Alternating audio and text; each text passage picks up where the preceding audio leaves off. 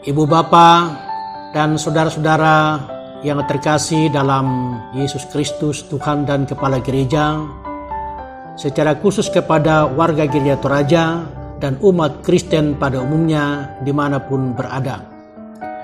Dari kantor Sinode Gereja Toraja, Tongkonan Sangulele, saya menyampaikan selamat Hari Natal 25 Desember 2020 dan selamat menyambut Tahun Baru 1 Januari 2021. Kita bersyukur bahwa di tengah-tengah pandemi COVID-19 ini kita boleh menjalani karena Tuhan bersama dengan kita. Tema Natal kita berbicara tentang Immanuel, Allah menyertai kita. Itu pertanda bahwa baik dalam suasana tenang maupun dalam suasana tidak tenang, kita percaya bahwa Yesus Kristus datang sebagai tanda bahwa Ia menyertai kita.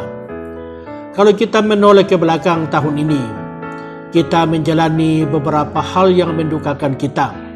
Pertama, pandemi Corona yang mengancam kehidupan kemanusiaan di mana saja berada.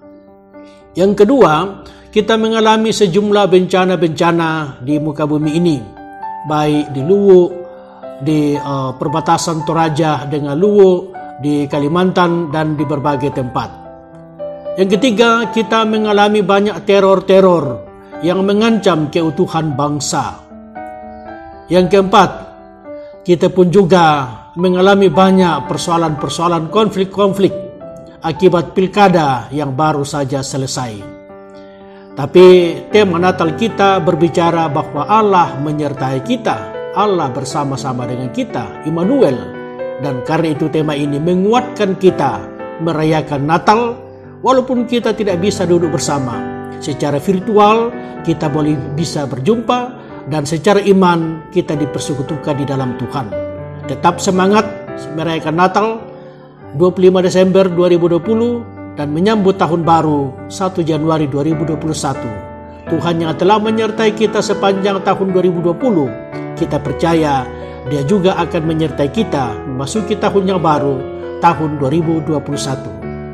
Terima kasih. Shalom.